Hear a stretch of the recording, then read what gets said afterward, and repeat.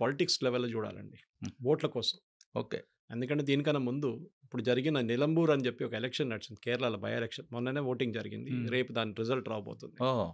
అంటే మండే రోజు. హుహు. సో నిలంబూర్ ఎలక్షన్లో కూడా కాంగ్రెస్ వాళ్ళు ఇదే మాట్లాడారు. అక్కడ దీనికన్నా ముందు ఒక చిన్న ఫెస్టివల్ జరిగింది వాళ్ళ మస్జిద్లో. ఆ ఫెస్టివల్లో వీళ్ళు మస్జిద్లో ఏనుగులు తీసుకొచ్చారు. ఎప్పుడు మస్జిద్లో ఏనుగులు తీసుకురారు. హుహు. అది కేరళలో హిందూ ఫెస్టివల్స్ మీకు కనిపిస్తుంది, ఏనుగులు కనిపిస్తుంది ఎక్కువ. తీసుకొచ్చి దానిపైన ఇస్మాయిల్ హనియా ఫోటో, పెద్ద బ్యానరు, మన లెబనాన్లో చనిపోయిన వాళ్ళ హెజ్బుల్లా లీడరు ఆయన బ్యానరు, అక్కడేమో యాహ్వా సిన్వార్ బ్యానరు, ఇదంతా పెట్టుకుని కూర్చున్నారు ఏనుగు మీద. ఎందుకు ఆలోచించండి. అది కాకుండా కాలికట్ ఎయిర్పోర్ట్ మీద, కరిపూర్ ఎయిర్పోర్ట్ అంటారు దాన్ని, దాని మీద ఒక 2 నెలల ముందు ఒక దాడి చేశారు ముస్లిం లీగ్ వాళ్ళు వెళ్ళి. ముస్లింలు అని చెప్పాలి, ఎస్డిపిఏ వాళ్ళు చేశారు ఎక్కువ మట్టి, కానీ ముస్లిం సపోర్టర్స్ అందరు వెళ్ళి దాడి చేశారు. దాన్ని సిఐఎస్ఎఫ్ వాళ్ళు తిరిగి కొట్టారు. ఈ కేరళ యాంగిల్ నుంచి చూస్తే మీకు ముస్లిం ఓట్ బ్యాంక్, ఎందుకంటే ఇప్పుడు రాబోయే ఎలక్షన్ బీహార్, దాని తర్వాత యూపీ, దాని రెండిట్లో అస్సాం. ముస్లిం ఓట్ బ్యాంక్ కాంగ్రెస్కి చాలా ఇంపార్టెంట్ ఓట్ బ్యాంక్. కానీ నాకు సర్ప్రైజింగ్ ఫ్యాక్టర్ ఎక్కడ వస్తుందంటే, ఇరాన్ని సపోర్ట్ చేయడం అంటే షియా సపోర్ట్ చేయడం. మనం అర్థం చేసుకోవాలి. అవును. షియాలు మైనారిటీ ఏ కంట్రీలో అయినా. ఇప్పుడు ఇరాన్ ఒక్కటే షియా నేషన్. మన వైపు కాశ్మీర్లో, కార్గిల్ వైపు షియాలు ఉంటారు ఎక్కువ. అవును. ఎవరైనా కాశ్మీర్ వ్యాలీలో సున్నీలు ఉంటారు. అవును. మన హైదరాబాద్లో షియాలు ఎక్కువ ఉంటారు, ఎందుకంటే పర్షియా నుంచి వచ్చిన వాళ్ళు, మన నిజాం వాళ్ళ ఫ్యామిలీ, ఆసఫ్ జాహీ వాళ్ళు న్యాచురల్లీ షియాస్. ఇప్పుడు సోనియా గాంధీ సపోర్ట్ చేయడం నాకు అంత పెద్ద సర్ప్రైజింగ్ ఏం కనిపించట్లేదు, ఎందుకంటే ఓట్లు కావాలి కదా. హిందూ ఓట్లు రాకపోతే కూడా ప్రాబ్లం లేదు, కానీ ముస్లిం ఓట్లు మాకు కావాలని చెప్పేసి. కానీ ఇప్పుడు ఎలక్షన్ లేవు కదండి, మీరు చెప్తుంది. బీహార్ ఎలక్షన్ వస్తుంది అయిపోయింది. కదా, బీహార్ వస్తుంది కదా, బీహార్ కోసం. బీహార్ వస్తుంది. దాని తర్వాత అస్సాం ఉంది, రెడీగా ఉంది అస్సాం. దాని తర్వాత నెక్స్ట్ ఇయర్ యూపీ వస్తుంది. సో వాళ్ళ కన్సిస్టెంట్ పాలసీ, వాళ్ళేం మార్చట్లేదు పాలసీ. ఇప్పుడు వాళ్ళు ఇరాన్ సపోర్ట్ చేయమంటారు. ఇదే ఇరాన్ మన మీద, వాళ్ళ ఓఐసీలో, వాళ్ళ ఇస్లామిక్ నేషన్స్ కాన్ఫరెన్స్లో మన మీద రెజల్యూషన్ పాస్ చేశారు. ఇదే ఖమేనీ 3 నెలల ముందు కశ్మీర్ని విడిపించాలి భారతదేశం నుంచి అని చెప్పారు. అవును. ఆలోచించండి. అవును. So why should be support ఇట్లాంటి నేషన్? మనం ఎందుకు సపోర్ట్ చేయాలి? మన మీద వ్యతిరేక, సరే ఇంటర్నల్ పాలిటిక్స్ పక్కన పెడితే కూడా మనకు ఒక స్ట్రాటజిక్ ఇంట్రెస్ట్ అక్కడ ఉంది. ఒకటి చాబార్ ఫోర్ట్ అని చెప్పి పెద్ద ఒక ఫోర్ట్ ఉంది ఇరాన్లో. దాంట్లో హాఫ్ ద ఫోర్ట్ మనకి ఇచ్చేశారు. ఎందుకంటే మనకి ఆఫ్ఘనిస్తాన్ ఎంటర్ కావడానికి, లేకుంటే తుర్క్మెనిస్తాన్, అజర్బైజాన్, ఆర్మీనియా ఎంటర్ కావడానికి ఈ రూట్ తీసుకోవాల్సి వస్తుంది ఇరాన్ నుంచి. పాకిస్తాన్ మనం వెళ్ళనియరు అక్కడి నుంచి. ఈవెన్ ఆఫ్ఘనిస్తాన్కి ఏమైనా ట్రక్కులు పంపించాలంటే మనం చాబార్ ఫోర్ట్ డెవలప్ చేసుకుంటే, చాబార్ పోర్ట్ నుంచి మనం మన ప్రోడక్ట్స్ అంతా మూవ్ చేసుకోవచ్చు రైట్ అప్ టు రష్యా. ఆ పోర్ట్ ఇప్పుడు చాలామంది అడిగారు, నిన్న ఒక ఛానల్ డిబేట్లో అడిగారు, అప్పుడు ఆ పోర్ట్ సంగతి ఏమవుతుందండి. It's very interesting question. ఎందుకంటే ఈ రెజీమ్ పడిపోతే ఇప్పుడు వచ్చే రెజీమ్ ఎట్లా ఉంటుందో తెలియదు. ఎందుకంటే దీనికన్నా ముందు మీరు చెప్పినట్లు ఆ టైంలో 70s షా ఆఫ్ ఇరాన్ ఉండేవారు. అవును. పేర్వీ ఫ్యామిలీ వాళ్ళు ఉన్నప్పుడు ఇరాన్ అనేది ఒక మోడర్న్ నేషన్ ఉండే. మొత్తం మీరు బెరూట్ కానివ్వండి, ఇరాన్ కానివ్వండి, ఇట్లాంటి సిరియా చూస్తే మీకు డౌట్ వస్తుంది, అది అమెరికానా, యూరోప్నా, లేకుంటే ఒక ఇస్లామిక్ నేషన్. దాని తర్వాత థియోక్రసీ మొదలైంది. మనందరికీ తెలుసు షా ఆఫ్ ఇరాన్ పడిపోయింది, దాని తర్వాత ఖొమేనీ వచ్చారు, దాని తర్వాత ఖమ్నేనీ ఉన్నారు. ఒక చాలా ఇంట్రెస్టింగ్ కనెక్షన్ ఉంది. ఖమ్నేనీ వాళ్ళ grand father was an Indian, Barabanki నుంచి. ఓకే, ఇది చాలా మందికి తెలియదు. బారాబంకీ యూపీ నుంచి, అతను నజాఫ్ అని చెప్పి వీళ్ళ ఇరాక్లో వీళ్ళ ఇమాం ఖొమేనీ ఇమాంది ఒక పెద్ద మసూలం ఉంది అక్కడ, ఆయన అక్కడే బరీ చేశారు. చాలా ఫేమస్, ఈ షియాస్కి చాలా ఫేమస్. అక్కడికి వెళ్ళారనమాట. ఇప్పుడు కాదు, సమ్ 200 ఆ టైం జనరేషన్లో. ఆ టైం బ్రిటిష్ వాళ్ళు ఉన్నారు ఇక్కడ. వెళ్ళినప్పుడు ఏమైందంటే, అక్కడ వెళ్ళిన తర్వాత ఆయనకు ఒక ఇది వచ్చేసింది, నేను రిటర్న్ ఇండియాకి వెళ్ళను అని చెప్పేసి. ఈ స్టార్టెడ్ స్టేయింగ్ ఇన్ ఇరాన్. ఇరాన్లో ఉండి అక్కడ వాళ్ళ నెక్స్ట్ జనరేషన్, దాని తర్వాత నెక్స్ట్ జనరేషన్లో పుట్టిన మనిషి ఖొమేనీ, వీళ్ళ ఫస్ట్ సుప్రీం లీడర్. వాళ్ళ ఫాదర్, ఇప్పుడున్న ఖమేనీ వాళ్ళ ఫాదర్ కూడా ఈయన ఫాలోవర్ ఉండే, వీళ్ళ గ్రాండ్ ఫాదర్ ఫాలోవర్ ఉండే. సో ఇండియన్ కనెక్షన్ ఒకటి ఉంది మనకి. షియాస్కి నేను చెప్పినట్ల వాళ్ళకి ఒక థియోక్రసిక్ స్టేట్ వచ్చినప్పుడు భారతదేశం సపోర్ట్ చేయడంలో ఏ ప్రసక్తి లేదు, చేయకూడదు. We should stay neutral. మనకి కార్గిల్లో ప్రాబ్లం వచ్చినప్పుడు ఎవరు సహాయం చేశారు? మనకి ఇరాన్ చేశారా? చేయలేదు కదా. చేయలేదు. ఇజ్రాయెల్ ఇచ్చారు మనకు బాంబులు.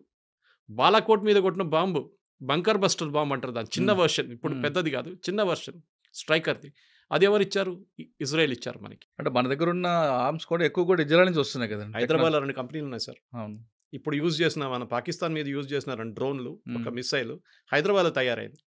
దాంట్లో ఒక మిసైల్ వెళ్ళి పడిన తర్వాత, ఒక డ్రోన్ పడిన తర్వాత దాని మీద హైదరాబాద్ అడ్రస్ ఉంది దాని మీద. సో ఇజ్రాయెల్తో మనకు ఒక స్ట్రాటజిక్ ఇంటెంట్ ఉంది. మనకు ఇప్పుడు ఇజ్రాయెల్ హిస్టరీ చెప్పుకొని పోతే చాలా పెద్ద హిస్టరీ అది, రైట్ ఫ్రమ్ సోలమన్ టైం నుంచి ఇప్పుడు దాకా.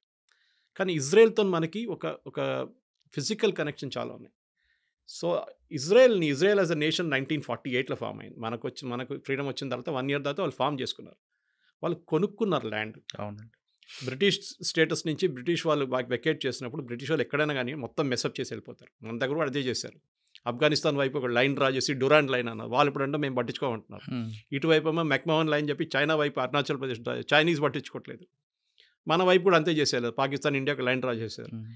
ఇదే ప్రాబ్లం అక్కడ కూడా క్రియేట్ అయింది, ఇక్కడ ఇజ్రాయెల్లో కూడా. So Israel as a nation వాళ్ళు డబ్బులు పెట్టి కొనుక్కున్నారు ల్యాండ్. ఇది మనం ఇప్పుడు రియల్ ఎస్టేట్ కొంటాం చూడండి, అట్లా కొన్నారు వాళ్ళు. ఆ టైంలో అరబ్స్కి ఇంట్రెస్ట్ లేదు, అంటే అక్కడ ఏం పంటలు ఎవరు, మొత్తం డెజర్ట్ అది. కానీ దాన్ని ఎట్లా మార్చారు మనం అందరూ చూసాం. చంద్రబాబు నాయుడు గారు కుప్పం తీసుకొచ్చారు వాళ్ళని, తీసుకొచ్చి అక్కడ అగ్రికల్చర్ ప్రాక్టీస్ చేయమన్నారు ఇజ్రాయెల్ వాళ్ళ దగ్గర. So Israel as a nation మనకి ఒక సింబాలిక్ నేషన్. ఎందుకంటే నేను వచ్చే కేరళ నుంచి, మా ఇంటి దగ్గర నుంచి 16 kilometers దూరంలో వీళ్ళు వచ్చి దిగారు ఫస్ట్ ఆ టైంలో 17th century. అప్పుడున్న రాజు, హిందూ రాజు అక్కడ, ఆయన సెట్ కమ్, మీరు రండి, మీరు మా దగ్గర ఉండొచ్చు అని చెప్పి వాళ్ళకి ప్లేస్ ఇచ్చారు. ఫస్ట్ సినగాగ్ అక్కడ ఉంది. సినగాగ్ అంటే వాళ్ళ గుడి. నెక్స్ట్ వాళ్ళు కొచ్చిన్కి వెళ్ళారు. మీరు కొచ్చిన్కి వెళ్తే మీరు జూ టౌన్ ఉంటుంది, అక్కడ పెద్ద సినగాగ్ ఒకటి ఉంది. ఒక టైంలో 26 ఫ్యామిలీలు ఉన్నారు అక్కడ జ్యూస్. ఇప్పుడు ఒక్కరు కూడా లేరు, ఒక ఫ్యామిలీ ఎక్కడ ఉంది అంతే, అది కూడా లాస్ట్ జనరేషన్ వాళ్ళు. మిగతా వాళ్ళందరూ వెళ్ళిపోయారు. ఎందుకంటే ఇజ్రాయెల్కి ఒక ఇది ఉంది, మీ గ్రాండ్ ఫాదరో వాళ్ళ గ్రాండ్ ఫాదరో జ్యూ ఉంటే మీరు ఇజ్రాయలీ సిటిజన్షిప్ వచ్చేస్తుంది మీకు. మన వైపు కూడా యనం వైపు ఆంధ్రప్రదేశ్లో అక్కడ ఒక జూయిష్ కమ్యూనిటీ ఉన్నారు. వీళ్ళని కొచ్చినీ జ్యూస్ అంటారు. వాళ్ళని I think they got something else. వాళ్ళు కూడా వెళ్ళి సెటిల్ అయిపోతున్నారు. పాండిచేరి కూడా ఉన్నారు కదండి వాళ్ళు. పాండిచేరిలో ఫ్రెంచ్ ఉన్నారు ఎక్కువ. మన బాంబే వైపు వచ్చారు. అప్పుడున్న బాంబే వైపు వచ్చి అక్కడ కూడా ఒక సినగాగ్ పెట్టుకున్నారు. ఇజ్రాయలీస్ మీరు ఎక్కడైనా వెళ్ళండి, ఇజ్రాయలీస్ ఉంటారు, జ్యూస్ ఉంటారు. Polish juice, Ukrainian juice, Russian juice, German juice ఉన్నారు. ఆలోచించండి. అది కాకుండా మీరు ఎక్కడ వెళ్ళినా కానీ జ్యూస్ ఉంటారు. మనం చిన్నప్పుడు ఐ థింక్ మర్చెంట్ ఆఫ్ వెనిస్లో ఉందనుకుంటా, ఇది షైలాక్ అని ఒక క్యారెక్టర్ విని ఉంటారు మీరు. డబ్బులు అప్పులు ఇచ్చేటోడు, ఇచ్చి విపరీతంగా ఇంట్రెస్ట్ తీసుకుంటుండే, అది కాబోలీ టైప్. తో ఇప్పుడు ఎవరైనా అట్లాంటి పని చేసినప్పుడు షైలాక్ అని అంటారు. అవును, కొంతమంది అట్ట అంటారు, కొంతమంది కాబోలీ వల్ల వదలరా అంటారు. అది తో షైలాక్ లాంటి వాళ్ళు. ఎందుకంటే వీళ్ళు ఇజ్రాయలీస్ జ్యూస్ ఒక ఉంది సార్, డబ్బులు, మీడియా, ఇది ఎప్పుడు వాళ్ళ చేతిలో ఉంటుంది. మీడియా ఎప్పుడెప్పుడు వచ్చింది, కానీ దానికన్నా ముందు డబ్బులు. మీరు ఏ అమెరికన్ కానివ్వండి, ఏ యూరోపియన్ కానివ్వండి, ఫైనాన్స్ హెడ్ చూడండి, వాళ్ళ ఫైనాన్స్ అంటే వాళ్ళ డబ్బులు ఖర్చు పెట్టేది ఎవరైనా, వాళ్ళ మొత్తం ఫండింగ్ అంతా వాళ్ళ చేతిలో ఉంటుంది. దానికోసం ఏ అమెరికన్ ప్రెసిడెంట్ అయినా భయపడతారు. వాళ్ళు మీడియా వాళ్ళ చేతిలో ఉంటుంది. వాళ్ళు కంప్లీట్గా అమెరికన్ ప్రెసిడెంట్ దింపగలరు కిందని, అంత పవర్ ఉంది వాళ్ళ దగ్గర అనమాట. సో న్యాచురలీ మనం ఎందుకు వాళ్ళతో ఉండకూడదు? వీఆర్ డెమోక్రటిక్ నేషన్, వాళ్ళు కూడా డెమోక్రటిక్ నేషన్. వాళ్ళ దగ్గర ఉన్న కోయిలేషన్ మన దగ్గర లేదు. వాళ్ళకి 30 కోయిలేషన్లు ఉంటాయి, 30 పార్టీలు ఉంటాయి, అక్కడ 26 పార్టీలు ఉంటాయి. మన దగ్గర అంత పెద్ద ప్రాబ్లం లేదు ఇక్కడ భారతదేశంలో. నలుగురు చంద్రబాబు నాయుడు జేడీయూలు అంటారు. మనకు ఒక ఫిజికల్ కనెక్షన్ ఉంది, మనకు ఒక ఎమోషనల్ కనెక్షన్ ఉంది వాళ్ళతో. ఇప్పుడు సోనియా గాంధీ సపోర్ట్ చేయమంటే వాళ్ళ పార్టీ కోసం చెప్తున్నారు అంతే, వాళ్ళ పార్టీ నుంచి ఓటు రావాలి. కానీ మీరు అడిగిన second part of the question, ఈ వార్ ఎవరైనా గెలుస్తారా అంటే డెఫినెట్గా ఇరాన్ ఓడిపోతారు, దాంట్లో డౌట్ లేదు. దాంట్లో 2-3 కారణాలు ఉన్నాయి. ఒకటి సపోర్ట్. మీరు చెప్పండి, ఒక్క దేశమైనా ఇరాన్ సపోర్ట్ చేస్తున్నారు ఇప్పుడు? Even Russia is not supporting. లేదు, ఎందుకంటే రష్యా వాళ్ళ గొడవలో వాళ్ళు పడి ఉన్నారు, మేము ఇక్కడికి చేంజ్ చేస్తామని చెప్పేసి. ఈవెన్ టర్కీ చేయరు, ఎందుకంటే ఇక్కడ షియా సున్నీ వచ్చేస్తుంది మళ్ళీ ప్రాబ్లం. వాళ్ళు రారు, ఎవరు రారు. ఇప్పుడు ప్రాబ్లం ఎక్కడ రాబోతుందంటే వీళ్ళ మిసైల్ స్ట్రెంగ్త్. ఇప్పుడు చూడండి, ఫస్ట్ డే స్టార్టింగ్లో 200 మిసైల్ కొట్టారు, డ్రోన్లు కొట్టారు. దాని 100 అయింది, మళ్ళీ 50 అయింది, మళ్ళీ 20 అయింది, మొన్న కొట్టిందేమో 8. అంటే వాళ్ళ మిసైల్ స్ట్రెంగ్త్ తగ్గి వస్తుంది, వాళ్ళ ఇన్వెంటరీ తగ్గుతుంది. ఎందుకంటే వీళ్ళు క్రియేట్ చేసిన 3H వీళ్ళ శాటిలైట్స్, వీళ్ళ ప్రాక్సీస్ అంటారు చూడండి, హెజ్బుల్లా, హూతీస్ అండ్ హమాస్. వీళ్ళు ముగ్గురిని వీళ్ళు వెపన్స్ ఇచ్చి, డబ్బులు ఇచ్చి లాస్ట్ 40 సంవత్సరాల నుంచి వీళ్ళు ఒక కంప్లీట్ ఎంటిటీగా క్రియేట్ చేసుకున్నారు వీళ్ళు. ఇప్పుడు ఏమైందంటే వీళ్ళు మొత్తం పోయారు. ఇప్పుడు వీళ్ళు హెజ్బుల్లాని ఫినిష్ చేసేసారు, నస్రుల్లాని ఫినిష్ చేసిన తర్వాత హమాస్ని ఫినిష్ చేసేసారు. హూతీలను యూఎస్ వాళ్ళు చూసుకుంటున్నారు. చూడండి, హూతీ వైపు నుంచి ఒక్క మిసైల్ కూడా రాలేదు లాస్ట్ 1 వీక్లో. హెజ్బుల్లా అయితే మర్చిపోయారు ఫైరింగ్ అంటే ఏంటనేది. సో టెక్నాలజీ లాంటి ఫీల్డ్లో Israel is a leader sir. అది మీరు హెల్త్ కేర్ టెక్నాలజీ ఉండొచ్చు, డిఫెన్స్ టెక్నాలజీ ఉండొచ్చు, ఏ టెక్నాలజీ, చిన్న దేశం. పాపులేషన్ మన ఢిల్లీ పాపులేషన్ లాగా హ్మ్. దానికన్నా తక్కువ. సో, అట్లాంటి ఒక దేశంతోని మనకి న్యాచురల్ అఫినిటీ ఉంటుంది. ఇరాన్‌లో ఇవాళ ఉన్న లీడర్లు రేపు ఉండరు. కానీ ఇజ్రాయెల్‌లో ఉన్న లీడర్లు అక్కడే ఉంటారు. అది ఇవాళ నెటన్యాహు ఎళ్లి ఇంకెవరైనా రావచ్చు. గోల్డా మీర్ టైం నుంచి స్టార్ట్ అయిందది. ఇట్సాక్ రబీన్ గానివ్వండి, బెంజమిన్ మెకెన్ గాని వీళ్ళందరూ ఉన్నారు. ఇజ్రాయెల్‌కి definite they want an independent. వాళ్ళకు వాళ్ళ as a nation we have a right to exist. ఎందుకంటే వీళ్ళ ప్రిన్సిపల్ ప్రాబ్లమ్ ఎక్కడొస్తుందంటే ఇరాన్ లాంటి దేశంలో ఇవాళ కూడా యూఎన్ డిబేట్ చూశాను నేను రాత్రి. చాలా బాగా రిప్లై ఇచ్చాడు ద ఇజ్రాయెలీ డెలిగేట్. మీరంటున్నారు ఇరాన్‌ని మిమ్మల్ని ఇజ్రాయెల్ వాళ్ళు కొడుతున్నారని. మీరు కంప్లెయింట్ చేస్తున్నారు యూఎన్‌లో వచ్చి. మీరేమంటున్నారు? మీరంటున్నారు Israel has no right to exist. ఒక దేశం ఉండకూడదంట. అవును. మీరెవరండి చెప్పడానికి అది? అదే వాళ్ళ మనుగడ కోసం ఇప్పుడు చేస్తున్నారు కదండీ! అదే. సో, దే సర్వైవల్ అంతే. వాళ్ళు సర్వైవ్ చేయాలంటే వాళ్ళు మనలాగానే ఇటువైపు చైనా, ఇటువైపు పాకిస్తాన్, ఇప్పుడు బంగ్లాదేశ్ తయారైంది. హ్మ్. వాళ్ళకి కూడా అంతే. మీరు 6 డే వార్ చూడండి, యామ్ కిపూర్ వార్ చూడండి, సూయజ్ కెనాల్ క్రైసిస్ చూడండి. దీని ఓకే. అన్నిట్లో ఇజ్రాయెల్ మీద దాడి చేశారు. ఎవరు? అందరూ కలిసి. జార్డన్, సిరియా, లెబనాన్, ఇటువైపు ఈజిప్ట్. తర్వాత ఈజిప్ట్ నుంచి అన్వర్ సదాత్‌ని చంపేసిన తర్వాత అక్కడ వీక్ అయిపోయారు. హొస్ని ముబారక్ వచ్చారు. ఇటువైపు towards Syria it was control by family, the Assad family. అటువైపేమో జార్డన్. అది కూడా ఒక మొనార్కీ నడుస్తుంది అక్కడ. సో, ఇప్పుడు ఏమైపోయిందంటే వీళ్ళు ముగ్గురు ఎవరికీ కొట్లాడలేదు ఇజ్రాయెల్‌తో. వీళ్ళకి తెలిసిపోయింది. కొడితే వాడు రిటర్న్ డబుల్ కొడతాడని. డబుల్ హ్మ్. కాదు ట్రిపుల్ కొడతాడని. వీళ్ళకి చాలా అర్థమైపోయింది. వీళ్ళందరూ కలిసి దాడి చేశారు కదా 6 డే వార్‌లో. అవును. ఈ సౌదీ అరేబియా ఫండింగ్ ఇచ్చింది వాళ్ళకు. ఇచ్చిన తర్వాత కూడా ఓడిపోయారు వీళ్ళు. అప్పుడు బేసిక్ ఉండే ఇజ్రాయెల్ దగ్గర ఫైటర్ ఎయిర్‌క్రాఫ్ట్ కూడా లేకుండే అప్పుడు. ఏదో అమెరికా ఇచ్చిన కొన్ని ప్లేన్‌లు ఉండే అంతే. ఇప్పుడు చూడండి. ఈ ఇరాన్ దాకా ఎళ్లి 1500, 2000 కిలోమీటర్లు తిరిగి వచ్చి కొట్టి రిటర్న్ వస్తున్నారు. అది ఒక్క ప్లేన్ కాదు. హ్మ్. మొన్న కొట్టిన దాంట్లో ఫస్ట్ దాంట్లో 200 ప్లేన్‌లు.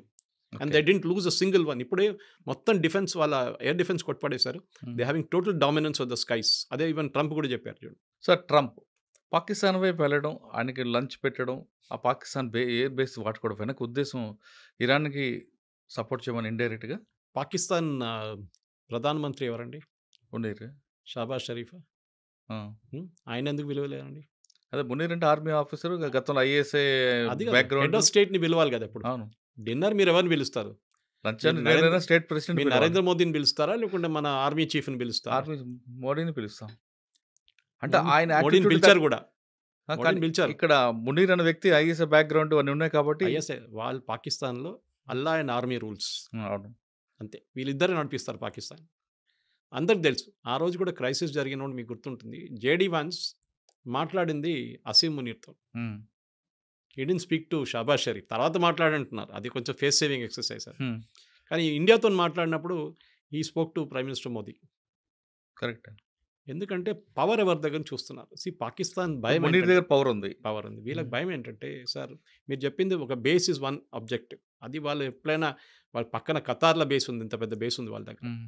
ఒక సంవత్సరానికి దాని మెయింటెనెన్స్ కాస్ట్ $6 బిలియన్. ఓహ్! హ్మ్. ఎవరు పే చేస్తున్నారు? ఖతార్ గవర్నమెంట్ పే చేస్తున్నారు. ఆలోచించండి. యూఎస్ బేస్‌ని మెయింటైన్ చేసుకోండి ఖతార్. ఎందుకంటే వీళ్ళకి తెలుసు యూఎస్ ఉన్నదాకా మా మీద చేయి ఎవరు పెట్టడు. Qatar is the foundation of terrorism అందరికి తెలుసు అది. హ్మ్. అది ముస్లిం బ్రదర్‌హుడ్ కానివ్వండి, అల్ ఖైదా కానివ్వండి, ఐసిస్ అందరూ ఈవెన్ హమాస్ లీడర్స్ కూడా అక్కడే కూర్చుంటారు. కానీ వాళ్ళు ముట్టరు. యూఎస్ కూడా ముట్టరు. కానీ మన దగ్గరకు వచ్చినప్పుడు ఈ ప్రాబ్లమ్ వచ్చినప్పుడు పాకిస్తాన్ అసీం మునీర్ ఎందుకు పిలిపించారంటే మెయిన్‌లీ వాళ్ళ దగ్గర న్యూక్లియర్ మిసైల్స్ ఉన్నాయి. ఏ న్యూక్లియర్ మిసైల్ అసెంబుల్ చేసి పెట్టరు. న్యూక్లియర్ వార్ హెడ్ సెపరేట్‌గా ఉంటుంది. మిసైల్ సెపరేట్‌గా ఉంటుంది. This is the delivery system. ఇది ఇక్కడి నుంచి అక్కడ కొట్టాలంటే ఇది. దాని మీద 50 కిలోలు పెట్టాలన్నా, 100 కిలోలు పెట్టాలన్నా, న్యూక్లియర్ వెపన్ పెట్టాలన్నా డిసైడ్ చేసేది లాస్ట్ మినిట్‌లో. హుహు. మన కైరానా హిల్స్‌లో మనం కొట్టినప్పుడు వి డిడ్ంట్ హిట్ ద మిసైల్స్. మనం ఏం చేసామంటే వాళ్ళ కేవ్ బయట కొట్టాం. వీళ్ళందరూ అండర్ గ్రౌండ్‌లో పెడతారు. పెద్ద కొండ కింద పెట్టుకుంటారు. ఈవెన్ ఇరాన్‌లో ఫైడ్రో చూడండి, నటాన్స్ చూడండి. వీళ్ళన్ని న్యూక్లియర్ ప్లాంట్స్ అన్నీ నటాన్స్‌లో ఒక ప్లాంట్ పైన ఉంది. మిగతా కింద ఉంది. వెరాస్ ఇన్ ఫడ్రో the entire thing is below the 250 metre concrete barrier ఉందండి. దానికోసం బంకర్ బస్టర్ అంటున్నాం. హుహు. సో అసీం మునీర్ ఎందుకు తీసుకొచ్చారంటే బేసిక్‌లీ వీళ్ళ దగ్గర ఉన్న మిసైల్స్ ఎక్కడ వెళ్ళకూడదు. ఇరాన్ పోతే అల్ ఖైదా వాళ్ళో లేకుంటే ఎవరైనా తాలిబాన్ వాళ్ళు వచ్చి కొట్టి తీసుకెళ్తే న్యూక్లియర్ మిసైల్ తీసుకెళ్ళి పాకిస్తాన్ దగ్గర ఒక్కటే ఉంది ఇప్పుడు ఇస్లామిక్ నేషన్‌లో. ఎవడు తీసుకెళ్తారో తెలియదు. రేపు అసీం మునీర్ లేడు ఇంకా వాళ్ళ గవర్నమెంట్ పడిపోయిందో ఏమో అని అంటే ఆర్మీ చూసుకుంటారు. గవర్నమెంట్ ఏం చేయలేరు అక్కడ గవర్నమెంట్. మన దగ్గర న్యూక్లియర్ బటన్ మోదీ దగ్గర ఉంది. హ్మ్. అక్కడ న్యూక్లియర్ బటన్ ఆర్మీ చీఫ్ దగ్గర. మునీర్ దగ్గర ఉంది. అది చాలా క్లియర్ అన్నమాట. సో దానికోసం పిలిచి ఏమన్నారంటే ఆ మిసైల్స్ అంతా మేము చూసుకుంటాం. దీనికన్నా ముందు కూడా భారతదేశం అటాక్ చేసిన గుర్తుంటుంది మీకు. అందరూ అన్నారు అమెరికా చూసుకుంటున్నారు పాకిస్తాన్ అవును. వెపన్ దానికోసం ఆపారు బాంబింగ్ అని. హ్మ్. కరెక్ట్. ఆ వెపన్స్ వాళ్ళ చేతిలో పడకూడదు. అల్‌ఖైదా గానివ్వండి, ఐసిస్ గానివ్వండి, తాలిబాన్ గానివ్వండి. లేకుంటే ఇరాన్ నుంచి వచ్చే నెక్స్ట్ రెజీమ్ గూడా. ఎందుకంటే పాకిస్తాన్ ఈ టెక్నాలజీ మొత్తం దొంగతనం తీసుకొచ్చారు జర్మనీ నుంచి. ఇంకోటి హ్మ్. నార్త్ కొరియా దగ్గర నుంచి తీసుకొచ్చారు. సో, నౌ తాళం ఏసి ఆ చావి తీసుకెళ్ళి పెంటగన్‌లో పెట్టుకుంటారు. హ్మ్. దీన్ని పిలిచారు అంతే. హుహు. ఇంకేం లేదు. ఇంకా మాట్లాడడానికి ఏం లేదు. We'll do deals with Pakistan అంట. పాకిస్తాన్ ఏం అమ్ముతారండి? వాళ్ళ మేజర్ ఎక్స్‌పోర్ట్ టెర్రరిజం. అవును. అదొక్కటే వాళ్ళు అమ్మలేరు. కానీ అమ్మగలరు. కొన్ని వేల కోట్ల రూపాయలు ఫండింగ్ చేస్తా ఉంటున్నారు కదండీ! ఎందుకు చేస్తున్నారు? ఆలోచించండి. ఆ గవర్నమెంట్ పడిపోతుంది. పడిపోతే వాళ్ళ న్యూక్లియర్ అసెట్స్ ఎవరి దగ్గర ఉంటుంది? గవర్నమెంట్. ఐసిస్, హ్మ్. అల్-ఖైదా వీళ్ళెవరైనా వస్తారు రేపు. హ్మ్. తాలిబాన్ అక్కడ తయారైనట్ల ఆఫ్ఘనిస్తాన్ ఇక్కడ ఇంకో థియోక్రసిక్ గవర్నమెంట్ వచ్చేస్తుంది. హ్మ్. అమెరికాకి అదే భయం. దానికోసం ఇప్పుడు కాదు. ముందు నుంచే సోవియట్ యూనియన్ ఉన్నప్పటి నుంచి సపోర్ట్ చేస్తుంది దానికే వాళ్ళు.